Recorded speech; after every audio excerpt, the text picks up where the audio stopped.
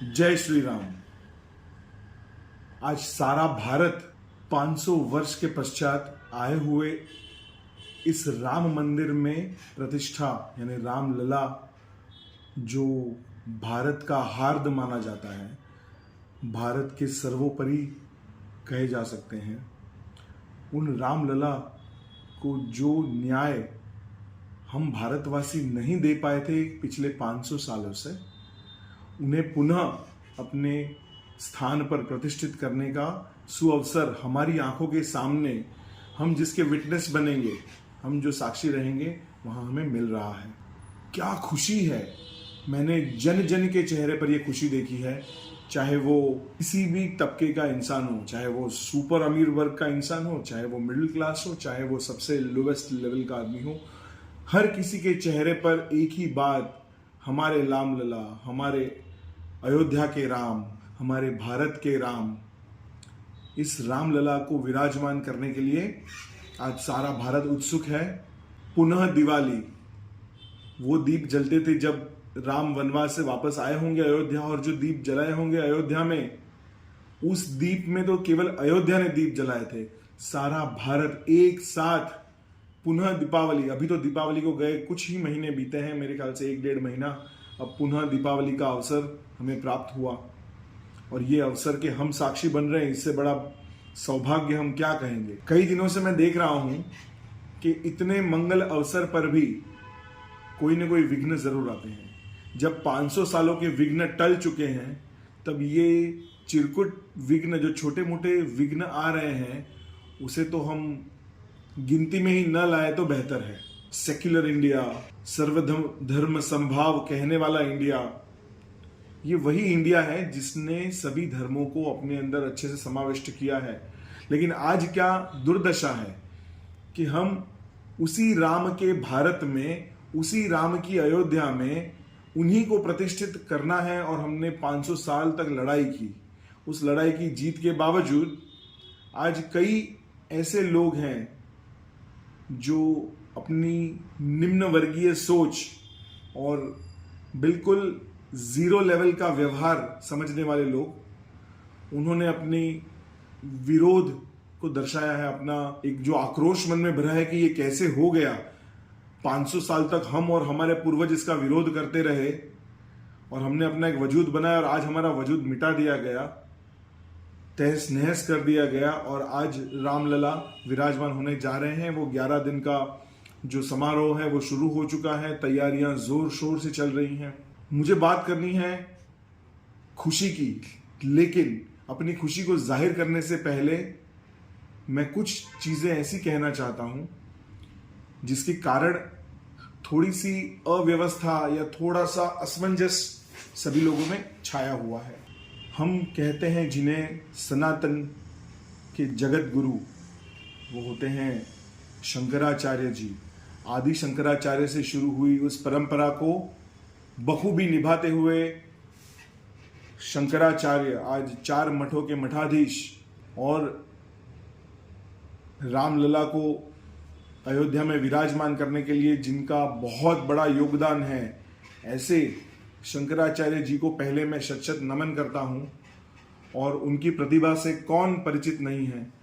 हम पूरे भारतवासी उनकी वजह से जो सनातन धर्म चारों ओर प्रगति के पंथ पर है, उन्हें हम कैसे भूल सकते हैं। आपकी बातों में भी वजूद है, दम है, लेकिन व्यवहार क्या कहता है। आपने कुछ एक बातों को लेकर अपना विरोध दर्शाया, वो बातों को गिनती में लाएंगे, समझेंगे। आपका एक मुद्दा था कि नरेंद्र मोदी जी ये रामलला को प्रतिष्ठित करने में आपकी बातों को ध्यान में नहीं ले रहे हैं, शास्त्रोक्त विधि पूर्वक ये नहीं हो रहा है, वगैरह वगैरह।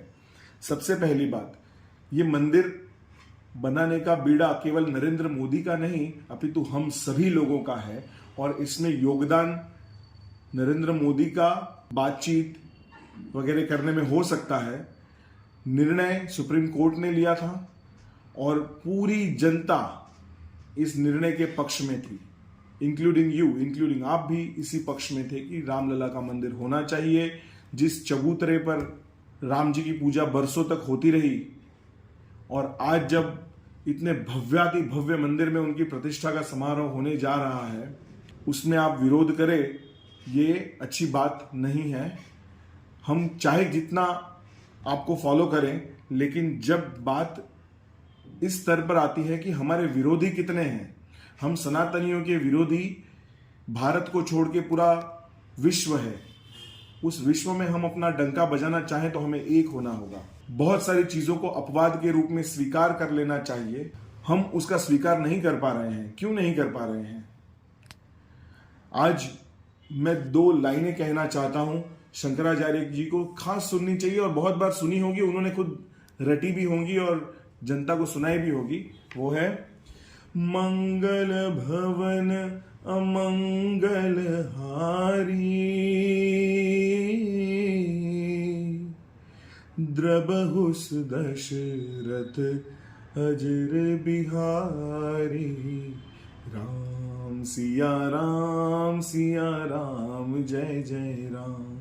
अब ये जो चौपाई थी, ये जो शब्द थे, उसका मीनिंग कहीं ना कहीं यही होता है, जो इस पूरे विश्व के नहीं परंतु तीनों जगत के मंगलकारी हैं, वैसे श्री राम एक प्रतिमा के रूप में अपने ही जन्मस्थली पर यानी कि अयोध्या में पधार रहे हैं, और जितने भी अमंगल हो रहे हैं उन सबको वो हरने आए हैं, उन सबको वो ले जाने आए हैं, उन सभी अमंगलों को तोड़ने नष्ट करने आए हैं। उस वक्त हम जो उन्हें यहां लाना चाहते थे, इसका विरोध कैसे कर सकते हैं? हो सकता है अलग अलग संप्रदाय, अलग अलग राम भक्तों में, अलग अलग लोगों में इसकी कई भिन्न भिन्न बातें हो रही हो कि ऐसा नहीं होना चाहिए, इस तरीके से होना चाहिए। तरीका चाहे जो भी हो, आज हमारे मन में श्री राम का वापस आना और श्री राम का अयोध्या में विराजमान होना, ये सबसे ऊपर और सबसे प्रायोरिटी का काम है जो हो रहा है। और पूरा भारत इतना खुश है।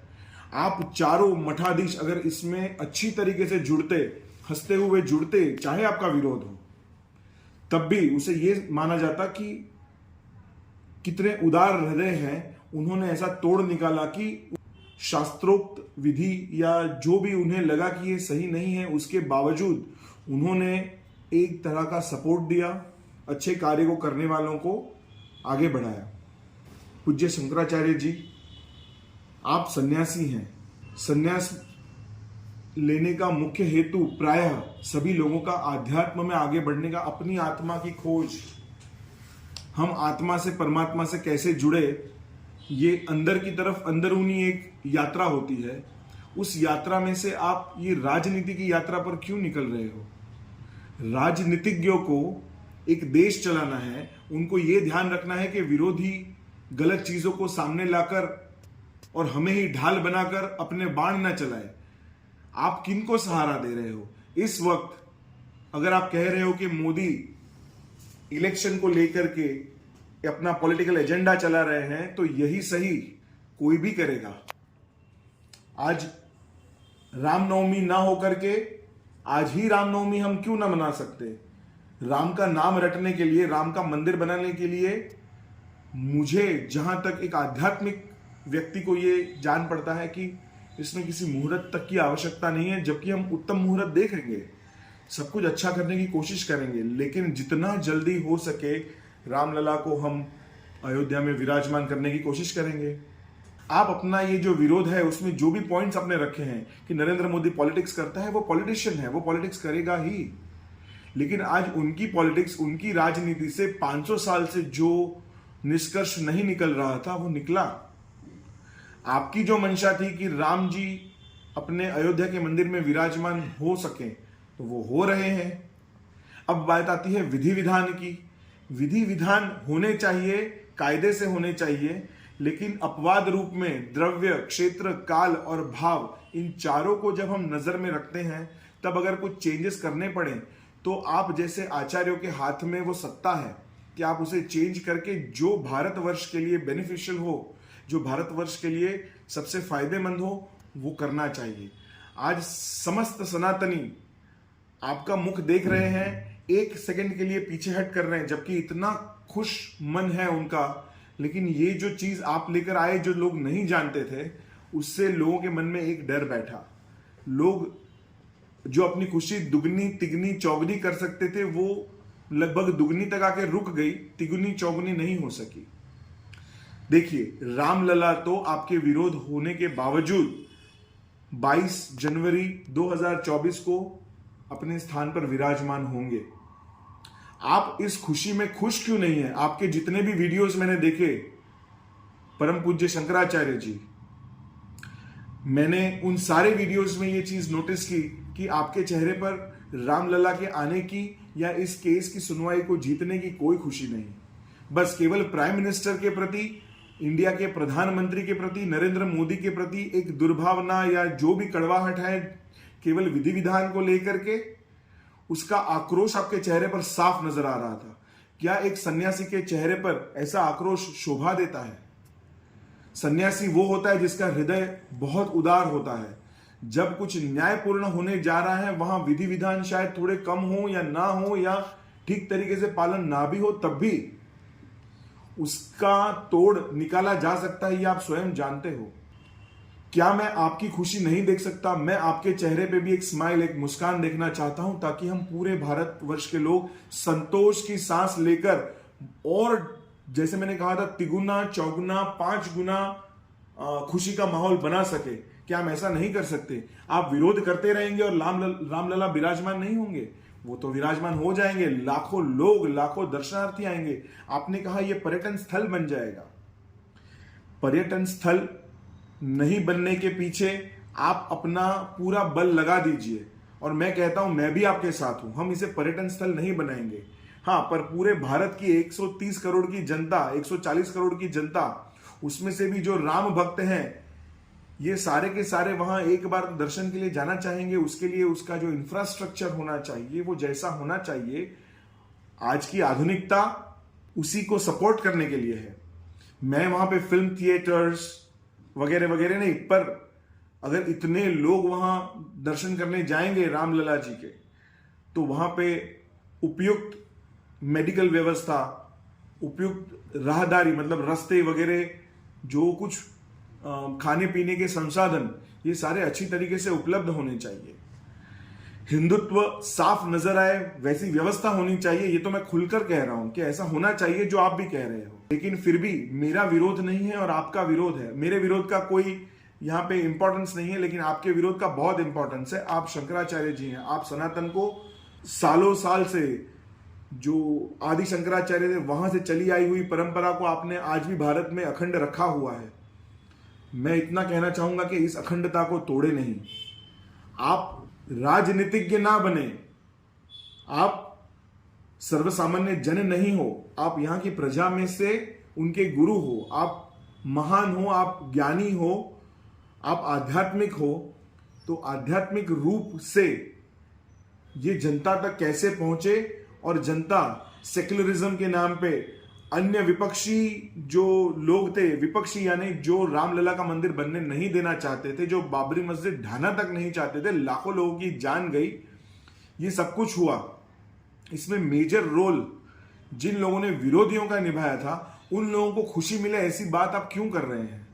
मैं 2 हाथ जोड़कर, अपना मस्तक झुकाकर आपके श्री चरणों में प्रणाम करता हूं, आपसे विनती करता हूं कि आप अपना ये विरोध और विरोध में होने वाले ये जितने भी कार्य हो रहे हैं, उसे तत्क्षण समाप्त कर दें, कंप्लीटली उसको नेस्तो नाबूद कर दें।